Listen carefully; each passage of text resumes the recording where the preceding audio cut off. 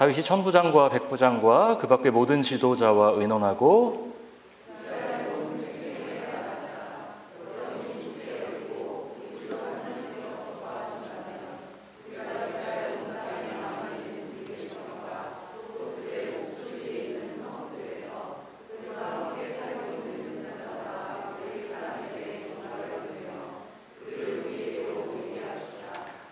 그런 다음에 우리 모두 하나님의 궤를 우리에게로 옮겨오도록 합시다. 사울 시대에는 우리가 궤 앞에서 하나님의 뜻을 여쭈어 볼 수가 없지 않았습니까?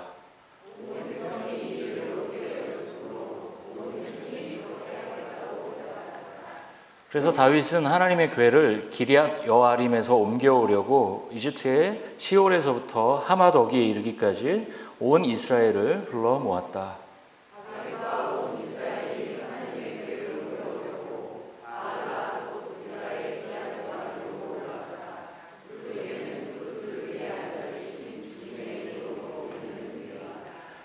그들이 아비나답의 집에서 하나님의 궤를 꺼내서 새 수레에 싣고 나올 때 우사와 아히요가 그 수레를 몰았다.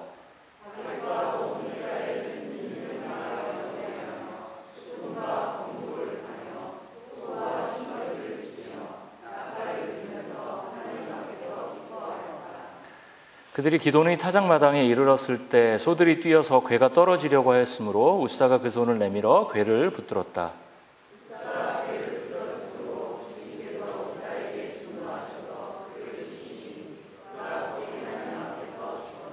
주님께서 그토록 급격하게 우사를 벌하셨으므로 다윗이 화를 냈다. 그래서 그곳 이름을 오늘날까지 베레스 우사라고 한다.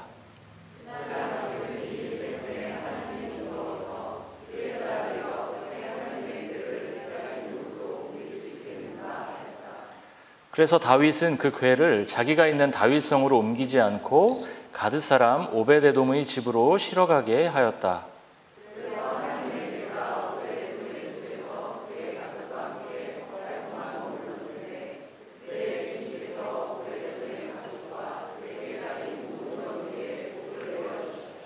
아멘. 네, 자리에 앉아주시기 바랍니다. 네,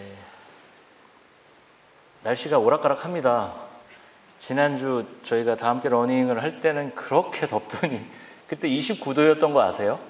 그 시간에 29도에 열심히 뛰었죠. 네, 평생 기억에 남을 것 같습니다. 매년 해야겠다. 너무 재밌는데 이런 생각도 좀 들기도 했고요.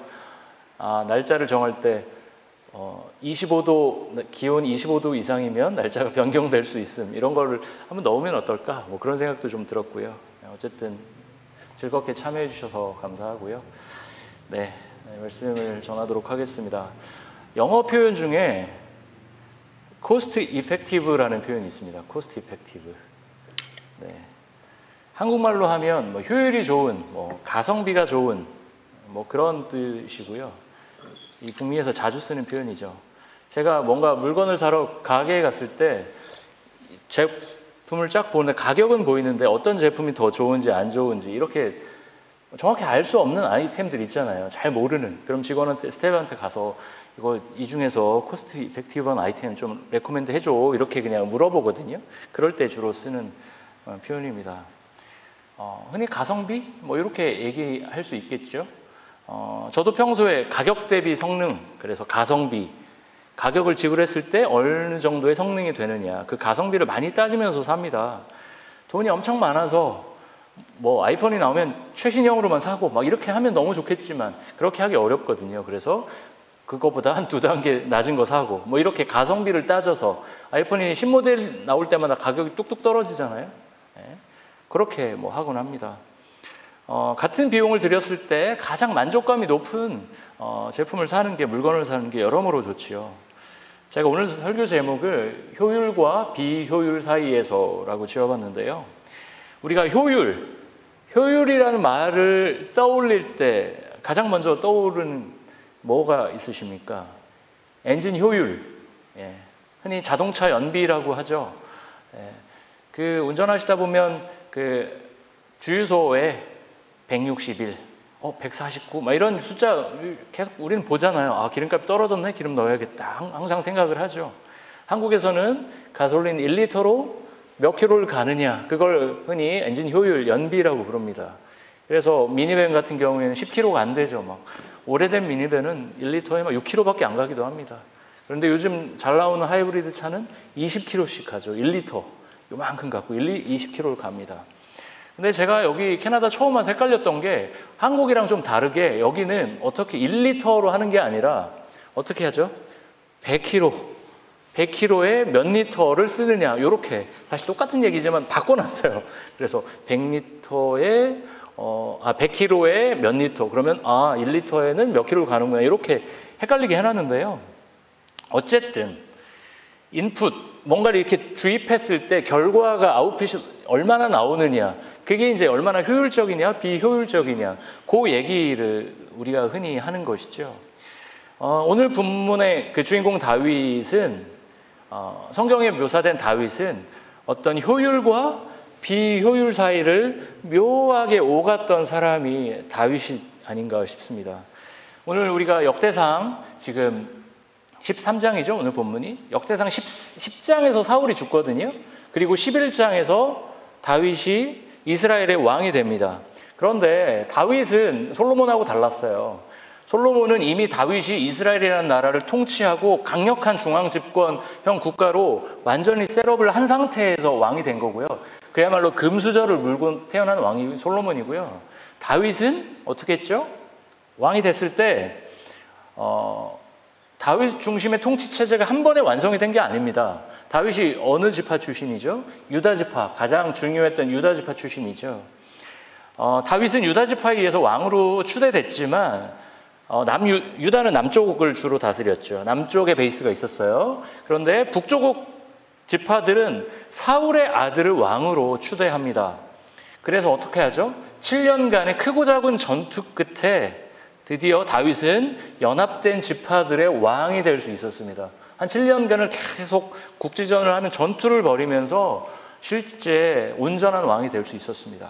다윗은 오늘 본문에서 언약궤를 어디로 가져오려고 하는 것이죠? 예루살렘입니다. 예루살렘. 예루살렘이 어디냐면 북쪽에 있는 지파와 남쪽에 있는 지파의 사실 어떻게 보면 경계선쯤, 남유다 쪽에 조금 더 가깝기는 하지만 그래도 북쪽과 남쪽 지파의 경계선에 있었던 지역입니다. 다윗은 예루살렘을 이스라엘의 수도로 삼고요. 그곳에 언약궤를 가져와서 예루살렘을 정치적, 종교적 중심지로 만들려고 하고 있는 것이죠. 오늘 본문도 그런 계획의 연장선상에 있었다고 볼 수 있습니다.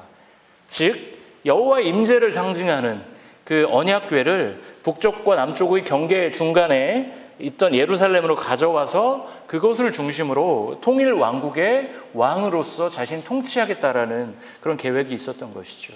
그리고 오늘 본문에서 뭘 합니까? 언약궤를 운반하는 작업을 합니다. 언약궤가 무엇이죠?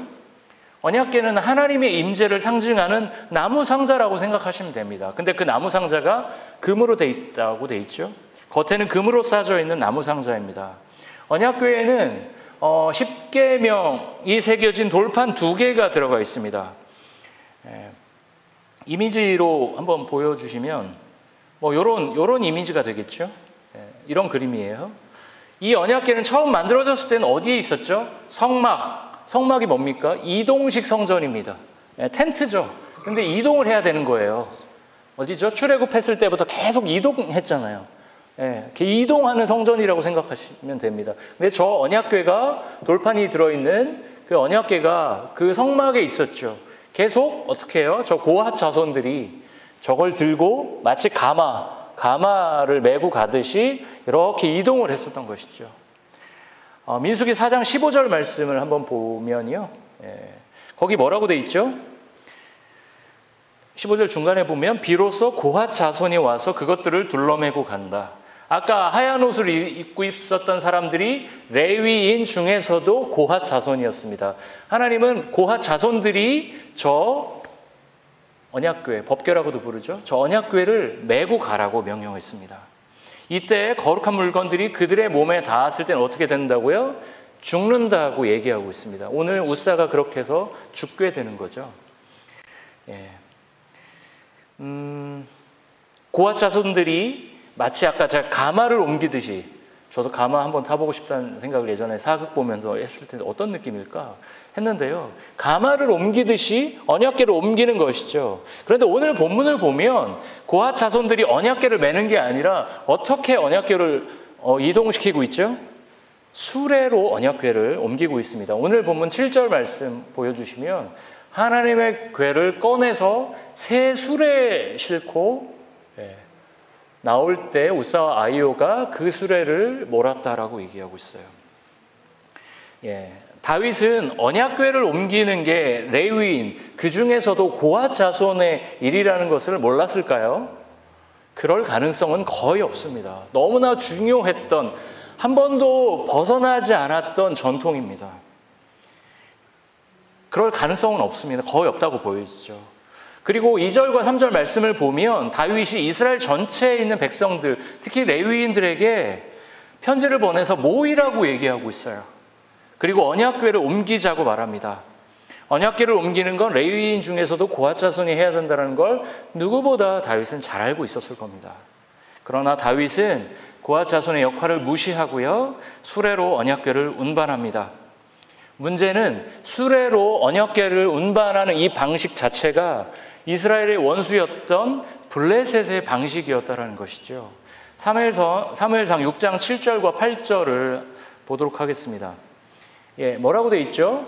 이게 지금 눈으로 한번 보여주시면 수레에 메우고 그 어미소 2마리를 끌어다가 수레에 메우고 송아지를 떼어서 집으로 돌려보내라고 얘기하고 있죠.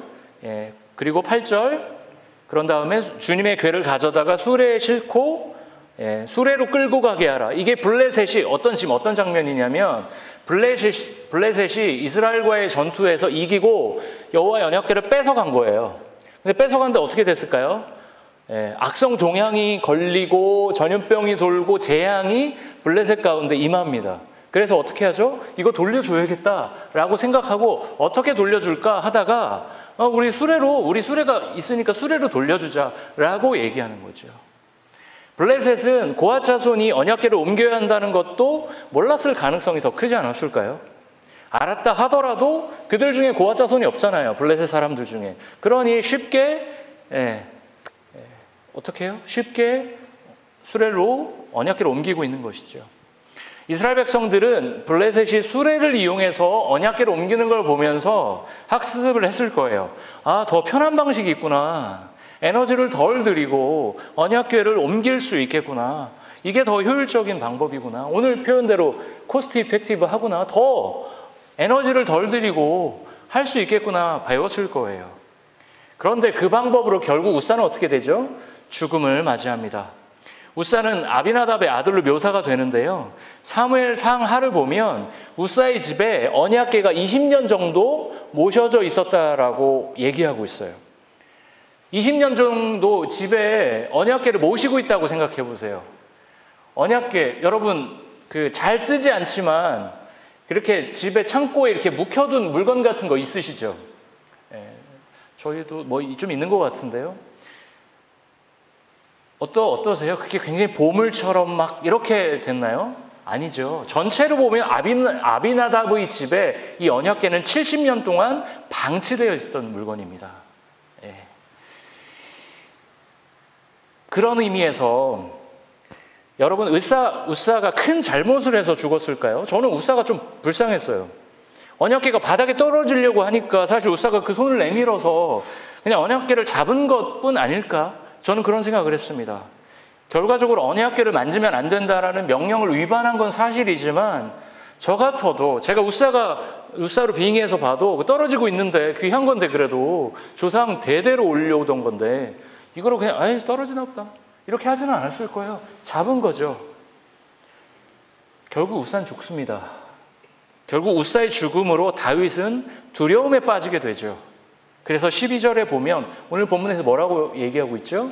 이래서야 내가 어떻게 하나님의 궤를 내가 있는 곳으로 옮길 수 있겠냐고 하면서 언약궤를 가드 사람 오벳에돔의 집으로 실어가게 했습니다. 언약궤가 부담스러웠던 거예요. 닿기만 해도 죽어. 그쵸? 언약궤가 그곳에 근데 그 오벳에돔의 집에 머문 3달 동안 하나님은 어떻게 하시죠? 오늘 14절에서 보면 오베데돔의 가정과 소유를 축복하십니다. 그리고 이 소문이 나중에 나요. 뒷부분에, 역대상 뒷부분에 보면 오베데돔의 집이 축복을 받는다고? 그럼 빨리 언약궤를 가져와야지. 다시 다윗이 언약궤를 가져오려는 노력을 합니다. 이는 언약궤를 운반하는 것 자체가 잘못된 것이 아니라 준비와 방법이 문제였다는 것을 오늘 본문은 여실히 보여주고 있습니다. 다윗은 성경에 나오는 여러 인물들 중에서도 굉장히 흥미로운 인물이었는데요. 다윗은 참 다면적인 여러 가지 개그 프로그램에서는 다중이라고 하죠. 다면적인 사람이었던 것 같습니다. 그는 하나님을 향한 마음이 굉장히 전심이었어요. 그렇지만 성경 곳곳에 그의 실수가 드러나죠. 오늘도 그의 실수가 드러난 본문 아닙니까, 사실? 그렇죠. 고핫 자손이 당연히 매야 될 언약궤를 수레로, 블레셋의 방식으로 위임하죠. 오늘 7절에서 블레셋의 방식으로 언약궤를 이동시키지만 8절을 보면 온 마음을 다해, 8절 보면 여러 악기들이 나옵니다. 수금도 나오고 여러 가지 악기들이 나옵니다. 온 마음을 다해 악기를 연주하면서 하나님 앞에서 기뻐합니다. 이 찬양은 다윗이 그냥 장난으로 한 걸까요? 이것 또한 진심이었죠. 오늘 본문에서 다윗은 아까 처음에 설명한 코스트 이펙티브, 가성비와 효율을 생각하는, 어떻게 보면 계산적인 다윗으로 우리가 볼 수도 있지만 다윗이 그렇게 계산만 하면서 산 인간이 결코 아니었어요. 성경에서는 그렇게 다윗을 계산만 한 인간으로 설명하지 않습니다. 사무엘상 24장 5절과 6절을 한번 보여주시죠. 겉옷자락을 자른 것 뿐인데도 곧 양심의 가책을 받게 되었다. 그래서 6절 보면 다윗이 뭐라고 얘기하고 있어요? 사울의 몸에 손을 대지 말라고 얘기하고 있습니다. 그는 주님께서 기름 부어 세우신 분이기 때문입니다. 이게 무슨 상황이죠, 지금? 이 당시 이 본문의 사건 현장으로 가보면 다윗은 자신을 죽이려는 사울을 피해 다니는 도망자 신세였습니다. 다윗의 인생은 늘 인생의 상당 부분을 도망 다녔죠. 그 당시 도망 다니는 사람들 중에 성인만 500명이었대요. 성인만 500명이었으면 꽤 군대가 되네. 그럼 다이다리 붙어 싸워야지. 이렇게 생각하실 수도 있지만 그렇지 않습니다. 성인 남성만, 이 당시가 성인 남성만 500명이었고요. 그 이외에 그 성인 남성들의 식소들까지 하면 더 인원이 많았겠죠. 사실 숨어 있기에는 적절치 않은 인원이었습니다. 다윗의 가족들 내지는 최소한의 보디가드들만 딱 데리고 숨는 게 더 적절했을 겁니다. 하지만 그는 위험을 떠안는 대신 500명과 함께 500명이 더 하죠. 더 안는 대신 어떻게 했죠? 위험을 안는 대신 양떼를 책임지는 삶을 선택했습니다. 그래서 어떻게 되죠? 아니나 다를까 엔게디 광야에서요, 숨어있을 무렵에 그의 위치가 발각이 됩니다. 그리고 3,000명의 정예병력, 사울의 3,000명의 정예병력이 다윗 코앞까지 다다릅니다. 다윗은 굴 깊은 곳에 이 당시에 숨어 있었습니다. 상상을 한번 해보겠습니다. 이제 죽을 목숨이죠. 500명인데 저쪽은 3,000명이에요. 훨씬 강력한 군대예요. 이제 죽었구나라는 생각이 들렸겠죠. 말발굽 소리가 들렸을 겁니다. 굴 바깥으로 군인들의 그림자가 빠르게 스쳐가는 게 보였을 거고요. 철병기 쟁그랑쟁그랑 하는 소리와 함께 갑옷의 쩔그렁 소리만이 주변을 울리고 있었을 겁니다. 그런데요, 반전이 일어납니다. 굴 안으로 익숙한 실루엣의 남성이 쓱 들어옵니다. 그는 갑옷을 벗고요, 갑자기 뭘 하죠? 용변을 보기 시작합니다. 큰일을 보기 시작하는 거죠. 설사를 했는지 모르겠지만 갑자기 용변을 보기 시작합니다. 그가 누구였을까요? 바로 사울이었습니다. 그 모습을 보던 다윗의 부하들은 다윗의 귀에 대고 속삭이죠. 대장님, 이때는 왕이 아니었어요 아직. 대장님, 우리의 사울 원수 사울이 나타났습니다. 우리가 안에 있는 걸 지금 몰라요. 사울은 지금이야말로 사울을 제거할 수 있는 가장 절호의 기회입니다. 보시다시피 지금 완전 무방비입니다. 하나님이 대장의 손에 지금 다윗을 넘기신 겁니다. 이거 하나님의 인도하심이라고 해석할 만한 너무 절묘한 사건 아닌가요? 그냥 갖다 받쳐준 거 아닌가요? 그러나 다윗은 사울의 등 뒤로 조용히 다가가서 어떻게 하죠? 옷자락 끝을 살짝 벗어놓은 옷자락 끝을 살짝 잘라서 돌아섭니다. 순간 다윗의 마음 안에 강렬한 찔림이 있었을 겁니다. 이게 정말 하나님이 원하시는 방법일까? 이게 정말 하나님이 원하시는 선택일까? 다윗은 굴 안쪽으로 들어와서 자신의 부하들에게 사울의 몸에 손을 대지 말라고 말합니다. 오늘의 설교 주제, 코스트 이펙티브 말씀드렸죠. 가성비 500대 3000으로 1대 6입니다. 6명을 쓰러뜨려야 사울을 죽일 수 있습니다. 게임이 안 되죠. 여기서 1대 6으로 싸워서 이기실 수 있나요? 예? 완전 뭐 이종격투기 선수 아니면 뭐 특전사 이런 사람들 아니면 불가능한 일일 거죠. 코스트 이펙티브, 그냥 뒤에서 폭 죽이면 끝나는 판이었습니다. 큰 힘을 들이지 않고 효과적으로 사울을 죽일 수 있었지만 하나님이 세우신 왕을, 사울 왕을 쉽게 죽일 수 없었습니다. 사울이 죽지 않으면 오히려 자신이 죽을 수 있는 위치라는 것을 너무나 잘 알고 있었지만 하나님이 세우신 왕에 대한 존중이 남아 있었습니다. 이후에 어떻게 될까요? 물론 사울은 다윗이 이 순간 목숨을 구해줬지만 이후에도 사울은 다윗을 죽이려고 쫓아다닙니다. 이후에도 다윗은 사울 때문에 갖은 고생을 합니다. 그런 측면에서 다윗이 사울을 살려주는 선택은 굉장히 비효율적인 선택이었습니다. 오늘 우리는 이 두 가지 다윗의 모습을 보면서 우리가 믿는 기독교 신앙이 무엇일까 한번 고민해 봤으면 좋겠습니다. 우리는 삶의 모든 영역에서 어떻게 하면 가성비 좋은 선택을 할까 늘 고민합니다. 공부를 잘하기 위해서 효과적인 공부법을 연구하기도 하죠. 우리 영어를 다 잘하고 싶잖아요. 저도 잘하고 싶고 우리 모두 잘하고 싶잖아요. 유튜브 찾아봅니다. 훌륭한 영어 강사들이 이렇게 해야 됩니다. 듀오링고 부트캠프를 할까? 아니면 결국에 리딩을 많이 해야 리딩 싸움이다. 리딩을 많이 해야 된대. 리딩을 천착할까? 우리는 어떻게 하면 효과적인 학습 방법을 찾아서 공부를 하는 대신 가성비 좋게 조금만 투입해도 이만큼 얻고 싶어 하는 게 우리의 본능입니다.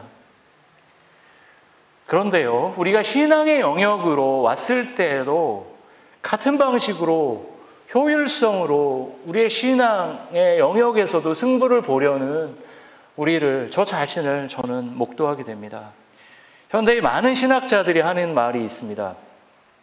교회의 구조가 세상의 방식처럼 생산자와 소비자로 철저히 양분되었다. 교회의 구조가 세상의 방식처럼 생산자와 소비자로 철저히 양분되었다. 기업은 어떻게 돼 있죠? 물건을 만드는 공장이 있고요. 소비하는 사람 있죠.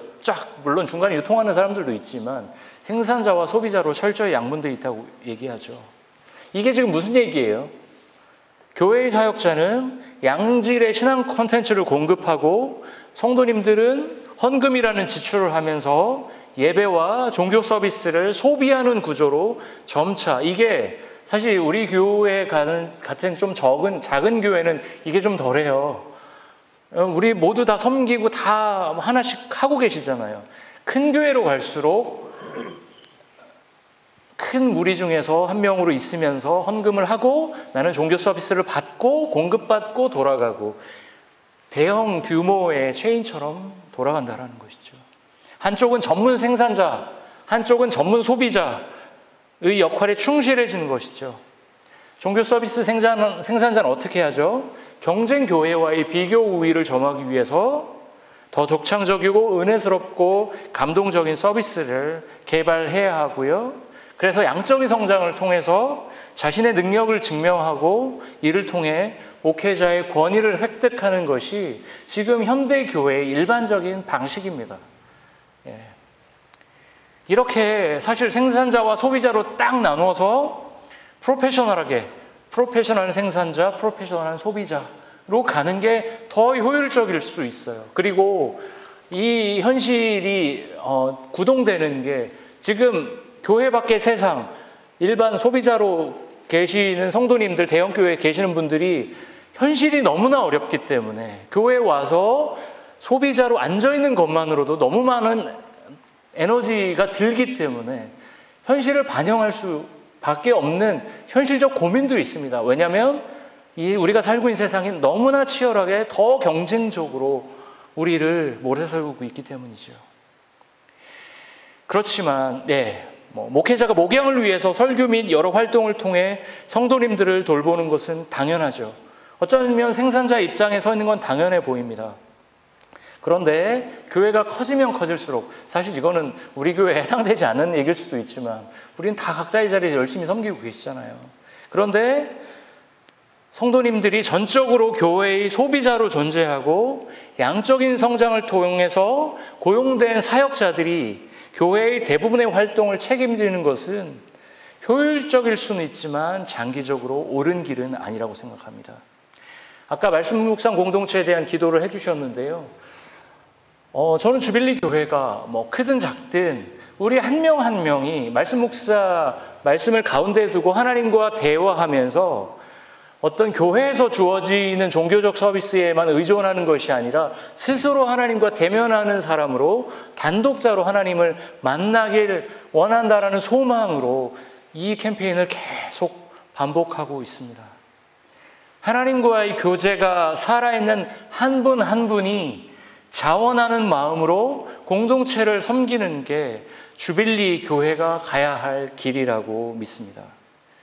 주빌리 교회가 이번 8월에 15주년을 맞는데요.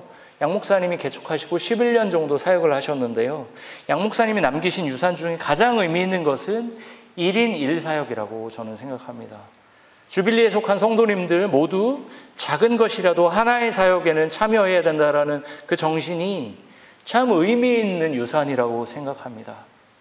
오늘 본문에서도요, 오늘 이 주석이나 이런 걸 보면 역대상 13장을 얘기할 때 가장 강조하는 측면은 뭐냐면 다윗이 혼자 결정하지 않았다라는 거예요. 천부장, 백부장, 지도자들과 함께 의논하고 이스라엘 온 회중에게 말하고 있습니다. 다윗은 이스라엘의 모든 사람들이 이 언약궤가 예루살렘으로 이동하는 것에 관심을 갖고 함께 찬양하고 참여하기를 원하고 있습니다. 하나님은 다윗을 이스라엘의 왕으로 세우셨지만 온 이스라엘 백성들을 통해 일하기를 원하십니다. 오히려 딱 분화해서 그냥 하는 게 더 나을 수도 있습니다. 그러나 제가 성경을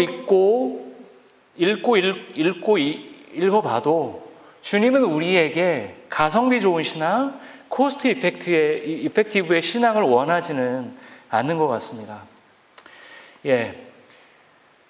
가성비 좋은 신앙, 저도 그렇게 살고 싶은 욕망, 지금도 계속 이게 제가 여러분들에게 일방적으로 말씀드리는 게 아니라 저도 계속 그 싸움을 하고 있는 것 같습니다. 가성비 좋은 신앙 뭘까요? 세상적 관점으로 가성비 좋은 신앙은 뭘까요? 구원은 받았잖아요. 회심은 했으니까 내가 회심을 했으니 최대한 부담을 덜 들인 상태로 신앙생활을 하는 거죠. 다른 사람과 비교하면서 내가 너무 많이 인벌브 된 것 같은데 라고 하면서 한 발 빼는 게 비용을 들이지 않는 거예요. 어차피 나는 구원 받았으니까. 이렇게 생각하는 게 가성비의 신앙이라고 저는 생각합니다.